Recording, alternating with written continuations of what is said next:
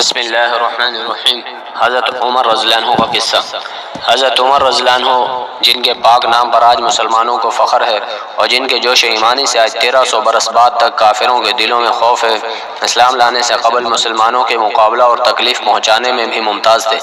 نبی اکرم صلی اللہ علیہ وسلم کے قتل کے در پہ رہتے تھے۔ ایک روز کفار نے مشورہ کی کمیٹی قائم کی کہ کوئی ہے جو محمد صلی اللہ علیہ وسلم کو قتل کر دے۔ عمر نے کہا کہ میں کروں گا۔ لوگوں نے کہا کہ بے شک تم ہی کر سکتے ہو۔ عمر تلوار لٹکائے ہوئے اٹھے اور چل دیے۔ اسی فکر میں جا رہے تھے کہ ایک صاحب قبیلہ زہرہ کے جن کا نام حضرت سعد بن ابی وقاص رضی اللہ عنہ ہے اور بعضوں نے اور صاحب لکھے ہیں، ملے۔ انہوں نے پوچھا کہ عمر کہاں جا رہے ہو؟ کہنے لگے کہ محمد صلی اللہ علیہ وسلم کے قتل کی فکر میں ہوں۔ نعوذ باللہ۔ سعد نے کہا کہ بنو ہاشم اور بنو زہرہ اور بنو عبد مناف سے کیسے مطمئن ہو گئے؟ وہ تم کو بدلہ میں قتل کر دیں گے۔ اس جواب پر بگڑ گئے اور کہنے لگے کہ معلوم ہوتا ہے تو بھی بے دین یعنی مسلمان ہو گیا، لا پہلے تجھی کو نمٹا دوں۔ یہ کہہ کر تلوار سونت لی اور حضرت سعد رضی اللہ عنہ نے بھی یہ کہہ کر کہ ہاں میں مسلمان ہو گیا ہوں تلوار سنبھالی۔ دونوں طرف سے تلوار چلنے کو تھی کہ حضرت سعد رضی اللہ عنہ نے کہا کہ پہلے اپنے گھر کی تو خبر لے، تیری بہن اور بہنوئی دونوں مسلمان ہو چکے ہیں۔ یہ سننا تھا کہ غصہ سے بھر گئے اور سیدھے بہن کے گھر گئے۔ وہاں حضرت خباب رضی اللہ عنہ جن کا ذکر نمبر 6 پر گزرا، کواڑ بند کیے ہوئے ان دونوں میاں بیوی کو قرآن شریف پڑھا رہے تھے۔ حضرت عمر نے کواڑ کھلوائے۔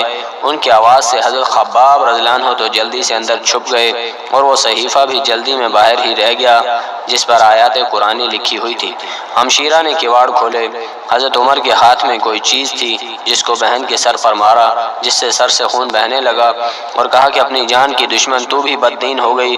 اس کے بعد گھر میں آئے اور پوچھا کہ کیا کر رہے تھے اور یہ آواز کس کی تھی؟ بہنوئی نے کہا کہ بات چیت کر رہے تھے۔ کہنے لگے کیا تم نے اپنے دین کو چھوڑ کر دوسرا دین اختیار کر لیا؟ بہنوئی نے کہا کہ اگر دوسرا دین حق ہو تب یہ سننا تھا کہ ان کی داڑھی پکڑ کر کھینچی اور بے تحاشا ٹوٹ پڑے اور زمین پر گرا کر خوب مارا۔ بہن نے چھڑانے کی کوشش کی تو ان کے منہ پر ایک تماچا اس زور سے مارا کہ خون نکل آیا۔ وہ بھی آخر عمر ہی کی بہن تھیں۔ کہنے لگی کہ عمر ہم کو اس وجہ سے مارا جاتا ہے کہ ہم مسلمان ہو گئے۔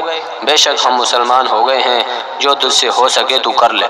اس کے بعد حضرت عمر کی نگاہ اس صحیفہ پر پڑی جو جلدی میں باہر رہ گیا تھا اور غصہ کا جوش بھی اس مار پیٹ سے کم ہو گیا تھا اور بہن کے اس طرح خون میں بھر جانے سے شرم سی بھی آ رہی تھی۔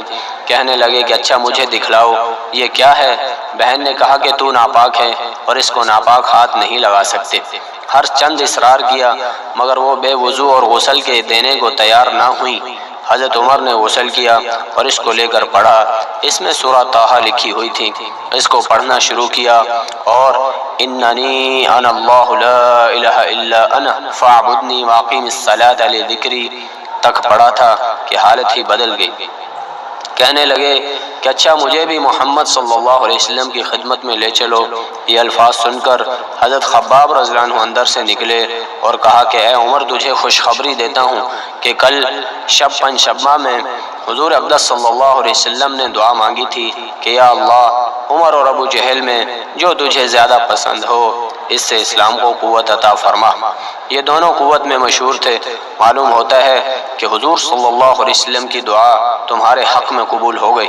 اس کے بعد حضور صلی اللہ علیہ وسلم کی خدمت میں حاضر ہوئے اور جمعہ کی صبح کو مسلمان ہوئے۔ ان کا مسلمان ہونا تھا کہ کفار کے حوصلے پست ہونا شروع ہو گئے، مگر پھر بھی یہ نہایت مختصر جماعت تھی اور وہ سارا مکہ بلکہ سارا عرب، اس لیے اور بھی جوش پیدا ہوا اور جلسے کر کے مشورہ کر کے ان حضرات کو ناپید کرنے کی کوشش ہوتی تھی اور طرح طرح کی تدبیریں کی جاتی تھیں۔ تاہم اتنا ضرور ہوا کہ مسلمان مکہ کی مسجد میں نماز پڑھنے لگے۔